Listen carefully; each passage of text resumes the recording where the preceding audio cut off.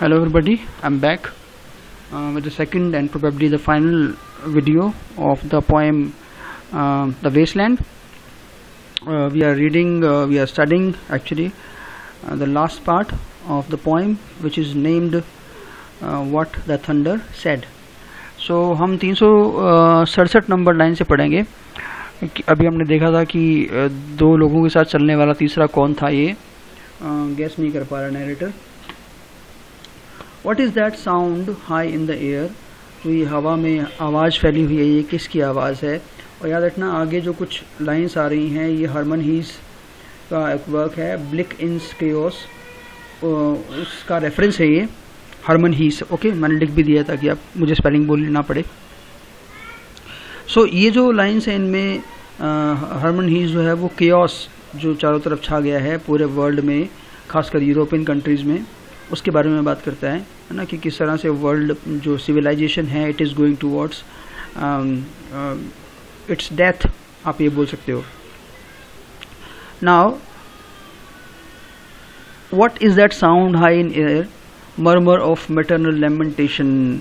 ये current Europe की बात तो हो ही रही है, लेकिन ये उस वापस सीन पे चलते हैं हम क्रूसिफिकेशन के.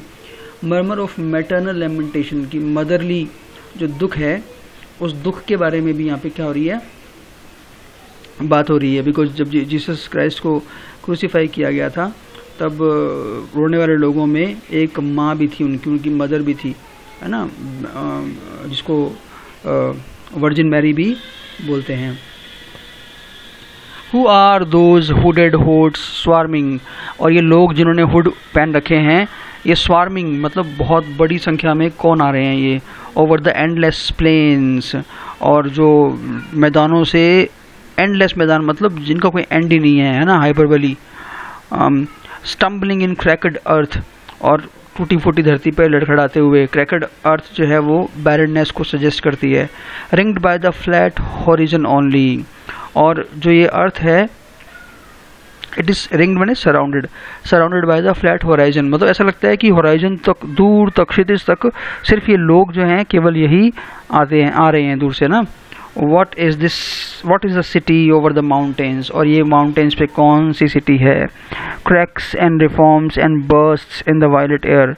Cracks and reforms and burst in the violet air. Violet word से कुछ याद आया होगा आपको, वायलेट वर्ड 2 बार आ चुका है पहले, इवनिंग को रिप्रेजेंट करता है.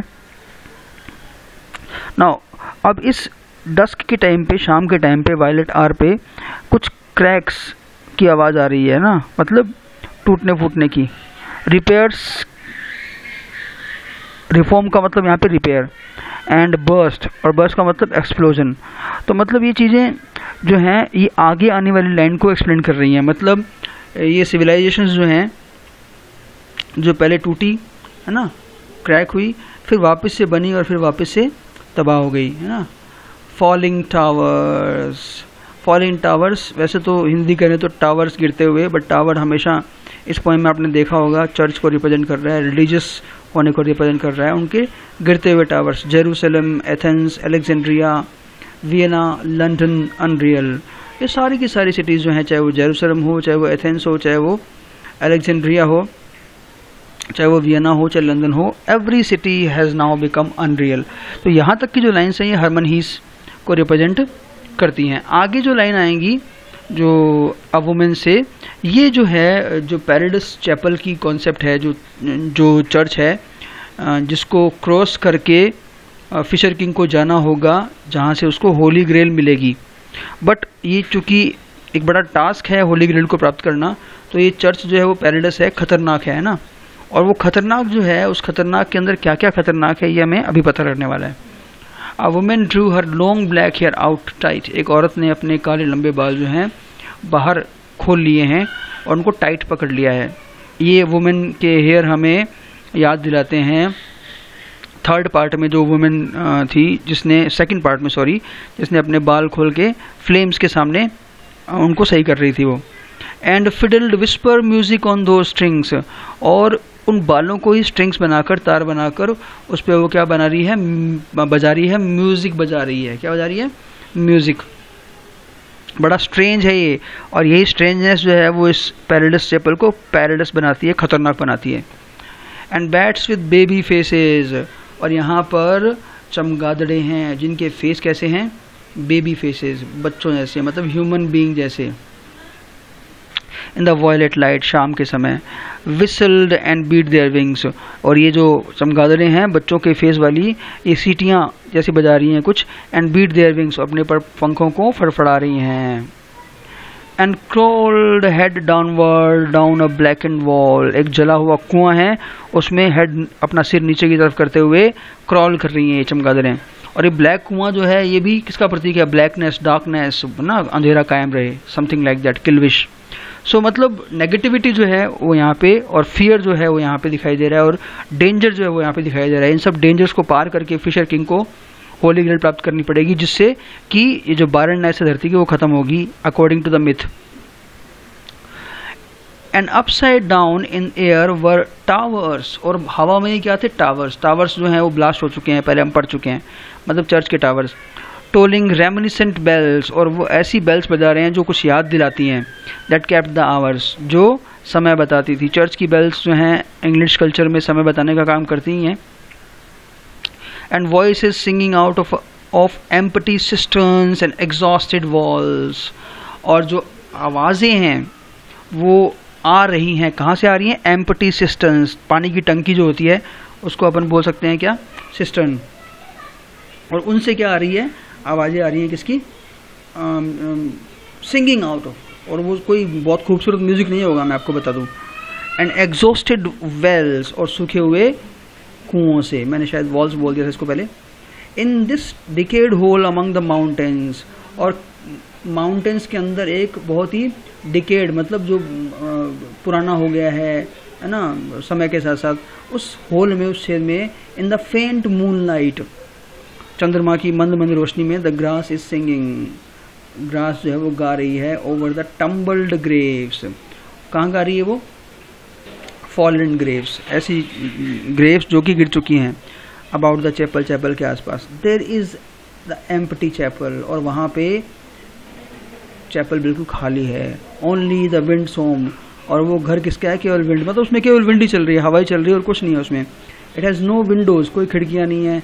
एंड द डोर स्विंग्स, और इसका दरवाज़ा जो है वो हवा के कारण ना स्विंग हो रहा है बार बार ना, आवाज़ भी कर रहा होगा मे बी, यू नो, भूतिया इफेक्ट क्रिएट करने के लिए। Dry bones can harm no one, but remember, चाहे प्लेस कितना भी भूतिया हो, लेकिन जो मर चुके हैं पुराने लोग जो हैं, मरे हुए लोग किसी का कोई हार्म नहीं कर सकते हैं।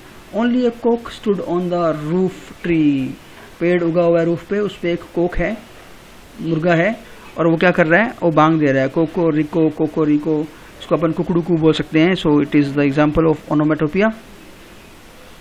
एंड देन व्हाट हैपन्स, मुर्गे की आवाज़ के बाद in a flash of lightning, बिजली चमकती है। देन अ डैम्प गस्ट, और एक डैम्प गस्ट का मतलब जो नमी ली हुई हवा है जो है ना, ब्रिंगिंग रेन, बरसात होने लगती है।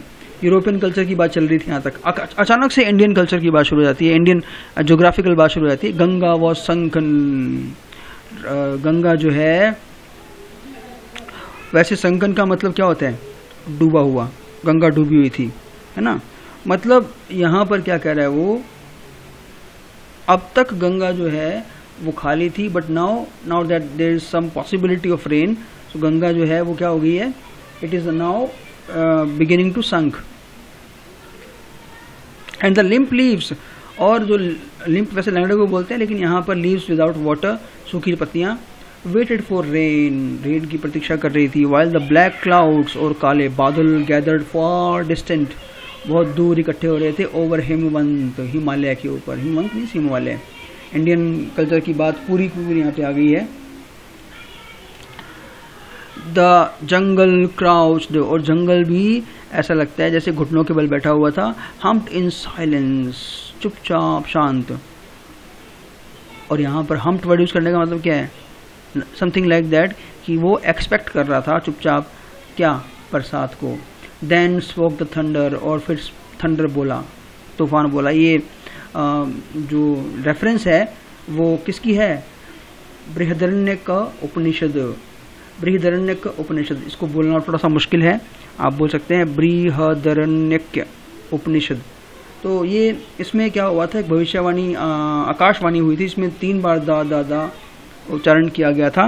पहला दा जो था वो देवताओं के लिए, दूसरा दा ह्यूमन बींग्स के लिए, तीसरा दा जो थे राक्षस थे उनके लिए था। अपन देखते हैं इनका क्या मतलब था और करंट जो वेस्टलैंड है उसमें इसका क्या रोल है। पहले बूम की आवाज़ हुई दा, जिस पहले दा का मतलब दत्ता। दत्ता means to give. What have we given, हमने क्या दिया है। माय फ्रेंड, मेरे friend. Blood shaking my heart, मेरा हार्ट जो है उसमें खून खोलने लगता है। क्या सोचकर, the awful daring of a moment surrender, कि किस तरह से वो एक मोमेंट का जो सरेंडर है उसमें कितनी ज़्यादा डेयरिंग होती है, कितनी ज़्यादा बहादुरी होती है। Which an age of prudence can never retract, जो समझदारी से भरी हुई एक एज भी वापस नहीं ला सकती है। ये तो इसकी हिंदी हो गई। मतलब क्या इसका मीन्स, अगर हमने कुछ दान कर दिया, वो एक मोमेंट होता है जिसमें हम किसी की फीलिंग्स को, किसी के दर्द को, किसी की आवश्यकता को समझते हैं और हम उस आवश्यकता को समझते हुए दान कर देते हैं। बट वो जो हमने दान कर दिया ना, उसके बारे में चाहे आप सोचते रहो कि आपने क्या कर दिया, क्या नहीं कर दिया, आप कितना भी सोच लोगे, कितना भी दिमाग लगा लोगे, लेकिन उतना जो फल या इतना जो पॉजिटिविटी या जो अच्छा आपको फील होगा वो आपको कभी सोचने से फील नहीं होगा, है ना। तो मतलब ये हुआ कि ह्यूमन बींग्स और राक्षसों की बात आने वाली है सेकंड थर्ड नंबर पे। ये बात किसके लिए की थी, देवताओं के लिए। बट यहाँ पे चूंकि एलियट जो है देवताओं को नहीं बोल रहा है, वो तो सीधा ही बोल रहा है ह्यूमन बींग्स को। इसलिए वो बोल रहा है वो क्या, कि भाई सबसे पहले दान देना सीखो, और दान देने के लिए कुछ सोचने वोचने की जरूरत नहीं है, प्रूडेंस की जरूरत नहीं है।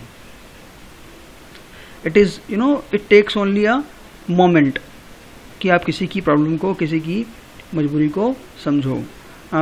थोड़ा सा बचा है मानता हूँ मैं, लेकिन इसको अगले वीडियो में पढ़ेंगे हम, बिकॉज ख़त्म होने के बाद भी मुझे कुछ और बातें करनी है पेपर से संबंधित। That will be all. Thank you.